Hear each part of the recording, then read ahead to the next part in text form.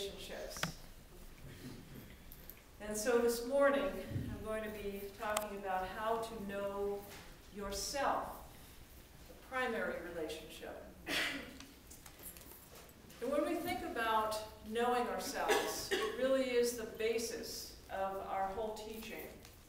As we become aware of who we are, not just who we are on the outside, not just the way we look or how we show up in the world, but as we think about the way we are underneath, that hidden part of us, then we have something really valuable. Then we have control over what goes on inside of us. And I'm going to get to why that's really, really important as we go on. Because our embodied beliefs and our subconscious beliefs are powerful, powerful forces in the expression of our lives. For those of you who have been studying this teaching for a while, you know how significant that is. And so as we look at these relationships during the course of February, I invite you to make really substantial changes in the way that you are experiencing and expressing your life. And those relationships maybe will be revealing some new thoughts to you today and throughout the month. So let's think about the subconscious mind as an arena for coming into agreement. Okay?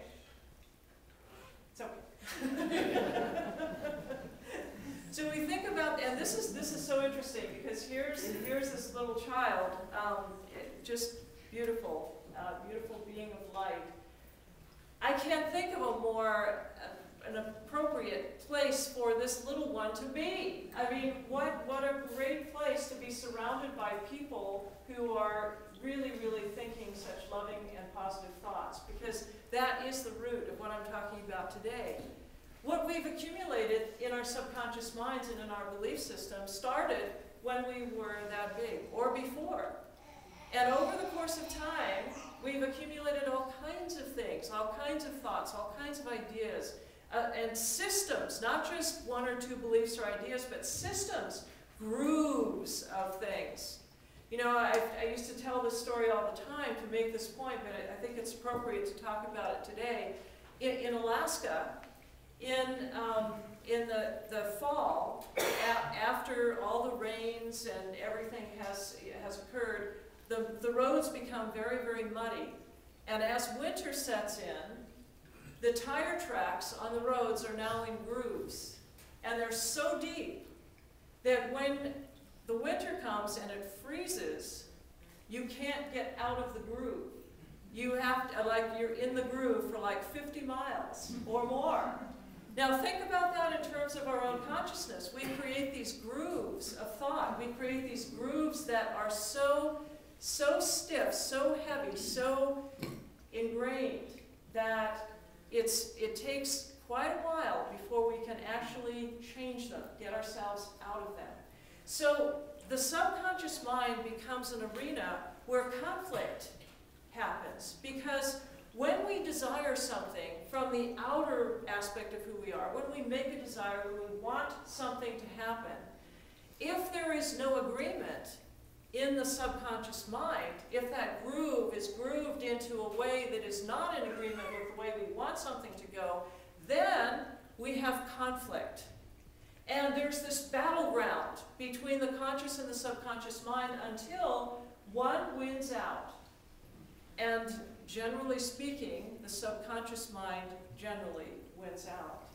And so when you think about all of the things in your life that you've been wanting to demonstrate or wanting to have, and it just never, you know, it's that, you know, like the fifth marriage that still is the same as the first marriage, that you keep demonstrating the same characteristics over and over again. It's that groove. It's the groove that's been, you know, developed that's still there. So when you think about that, think about how significant it is to know what's going on in that subconscious mind. Gerald Jampolsky says, "What I see without is a reflection of what I have first seen within my own mind. I always project into the world the thoughts, feelings, and attitudes which preoccupy me. I can see the world differently by changing my mind about what I want to see. So here's the key to what's happening in the subconscious mind. So if we recognize that what we're seeing, what we're experiencing, what we're feeling in the outside world is a reflection of what we have grooved in the subconscious mind, we have a great opportunity to make some changes about what's happening in that subconscious mind. It gives us insight into what exactly lies within, what lies beneath. Okay, and that we know about that. So here's part of the problem. We become addicted to the outer effects of the world. Because what happens is if we're, going along and we're experiencing what's going on in the outer world, and when we see what's happening, even though it may not be what we desire, we become addicted to some of the emotional aspects of the outer world. So much so that we become taken in and we lose track of what we really need to change within the subconscious mind.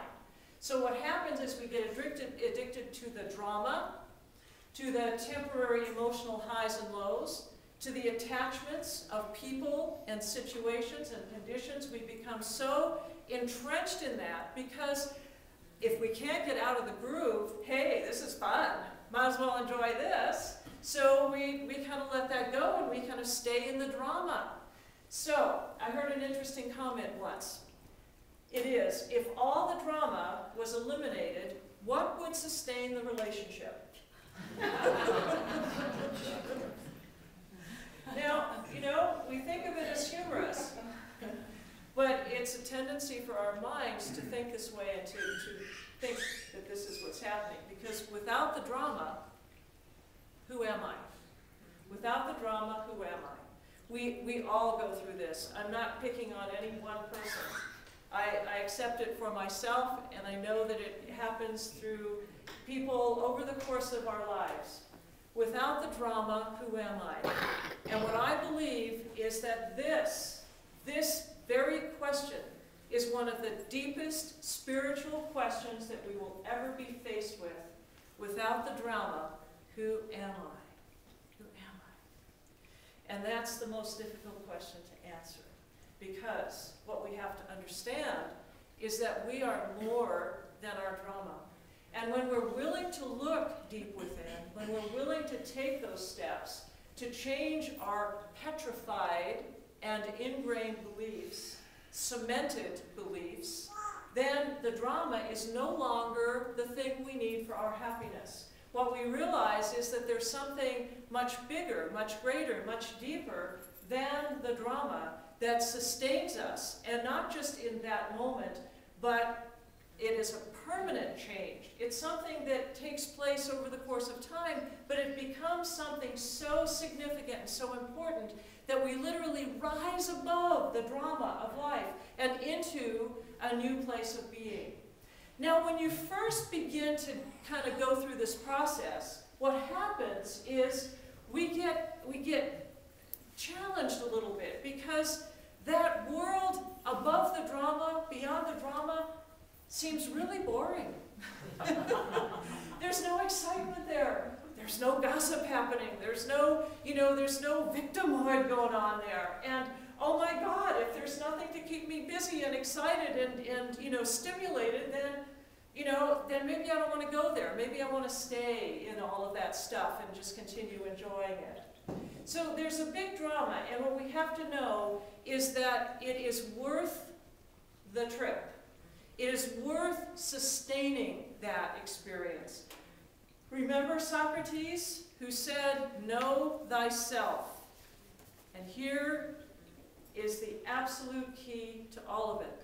Is as we know ourselves, we realize that we have a choice, that we can choose to examine who we are, what is actually happening. We can indeed rise above the drama, and when we do that, that inner light, that inner wonder begins to express itself. There's something magical, something mystical that begins to happen to us.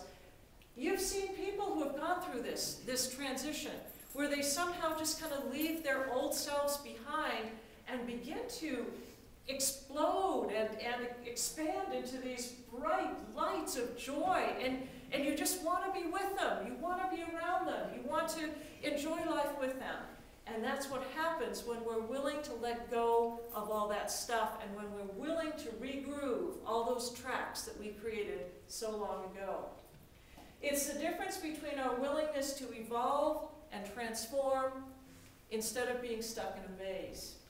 So self-knowledge leads us to making deep decisions about understanding how we can resonate with this harmonious flow rather than getting stuck in all that old stuff, and to recognize that there is a deep, deep inner truth within us, the truth of our own divine light. Okay, so the title today, I have to fulfill my promise, How to Know Yourself. How do we do this? So how do we do it? I don't know. But I have some ideas. I've been working on it. I'm sure you have as well, and I'm going to share with you what I do know, what has worked for me, and then we can go from there. The first thing is recognize the drama that's going on. Recognize that it's there, that it can have power over our experiences. Now, one of my secrets that I revealed not too long ago was that I'm a fan of the Waltons. Sorry, I confess, it's sad, I know, but it gives me great comfort. And in the Waltons, on one of the recent reruns that I just watched, I think they're from 1974, there was a scene where John Boy, one of the key characters, is in a big dilemma about his life. And he's received a letter from a girlfriend, an old girlfriend that he knew in high school that he was very much in love with, and kind of head over heels in love with this woman. And the woman sends him a letter. He hasn't seen her for a couple of years. And the woman says to him in the letter, "Please meet me at the train station." Well, he's just flying all over the place. He's just so excited about this amazing opportunity to meet this woman at the train station. So here's the deal. Just because she's meeting you at the train station doesn't mean she wants to marry you. But you see, this is the thing. This is what he thought. He built this whole thing up inside his head, and there's this big drama going on inside of him that, oh my God, this means marriage. This means, this is the end of the line for him. So, this is a great lesson for us. We feed into things. We just feed such power, such emotion into something, number one, that hasn't ever happened or hasn't happened yet, that may be an indication, maybe something that kind of makes us think about it, but we get all emotional and all connected to it, and we get so dramatic about it, and it isn't the truth at all. In fact, when she arrived at the train station, he found out that she was engaged to another man. So he was very disappointed about that. So recognize when we're allowing our drama to have power over our circumstances. The second thing is recognize our addictive behaviors and be willing to face them and do whatever we need to do to let them go. There are thousands of addictive behaviors that we are involved in over the course of time. And we need to be willing to say, this addictive behavior is controlling the way I experience my life. Am I willing to deal with it? Am I willing to face it? Am I willing to move through it? So it's very important that whatever that addictive behavior might be, and I'm not even going to name any because there's so many, it's not limited to anything. Anything that takes us on a path where we give power to something that's more important than our own spiritual evolution, we are allowing that addictive behavior to limit our expression. Number 3, look at the experiences of our own lives as a mirror of our own beliefs and our own attachments. This is very hard, because when we see the world as we're experiencing it, and we don't like what we see, it is not because the world is doing something that it shouldn't be doing, which we think it is. What's happening is that we're thinking about it through our own lenses, through our own perception. And so as we perceive the world, we are literally creating a mirror of what lies within our subconscious minds. It's a very hard thing for us to deal with, and it's a very difficult thing to admit, because then we have to change the way we believe and change the way we perceive things. I did an experiment the other day as I was thinking about this, because I thought on those days when I'm having difficulty liking the world or liking people or liking whatever situation is going on, I have to realize that it's me not liking myself. And so I began to look at people and conditions and circumstances through different eyes. I literally consciously changed the lens that I was looking through, and I began to look for the loving presence of those that I contacted, those that I saw, those that I had interaction with. And things began to change within my own consciousness. It was an amazing little experiment, but if we begin to see things in a different light, things begin to show up differently in our lives. So all of these processes lead us to answering this one huge, enormous, gigantic question. The question is, what aspect of my own true self, what aspect of the inner divine nature of my being was trying to emerge when life got so painful that I had to turn to an addiction instead? See, this is what's happening. This is what's going on. There is something in us that wants to evolve. There's something that wants to express that inner divine light. And what happens is sometimes that growth process gets so painful, so difficult, that instead of following through with it, instead of continuing on with it, we say, that's too hard, I'm going to go back to the addictive behavior. I'm going to turn back to the drama. And that's the whole key to it. We have to be willing to say, I am strong enough, wahoo! I've got what's in me to take me through it. And I can turn away from that addictive behavior, from that drama, and I can face it, and I can move into that new place.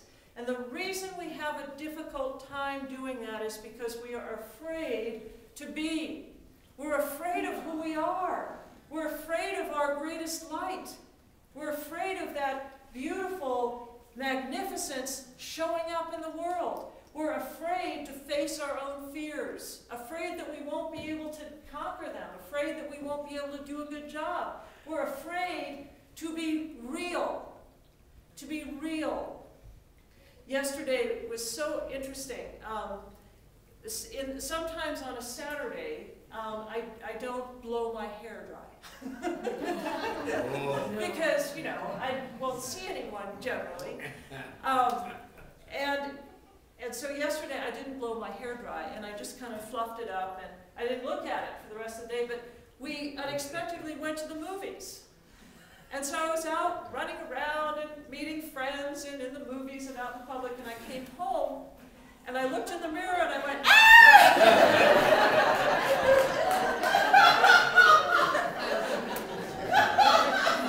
And you know, for me, it was the most real day that I've had in a long time.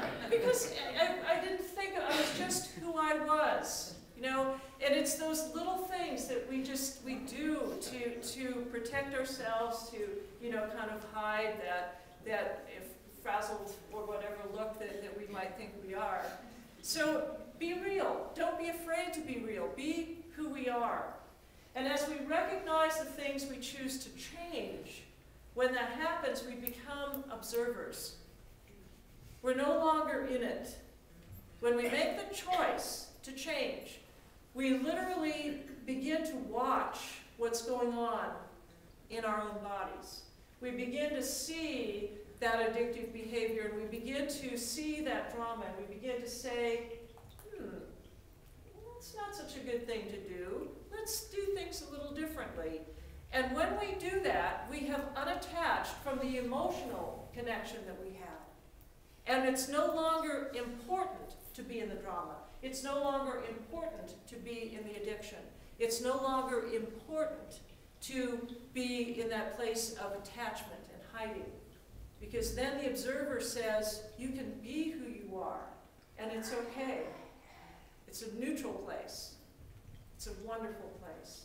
And when we do that, we recognize that we're the actor doing those addictive behaviors and in that drama. We're not the true self. It's just an actor. It's just a reaction. It's a reaction from what we've learned in the world. So we can choose to forgive ourselves. We can choose to love ourselves, because that's the important thing. When we become that observer, when we make those choices, and when we choose that path of growth through spirit, through the spiritual evolution of ourselves, we are truly loving ourselves. We're loving who we are. And when we love that self, we give it the power and the energy to move, and we have the ability to move through it. And so then we can choose to move beyond our past.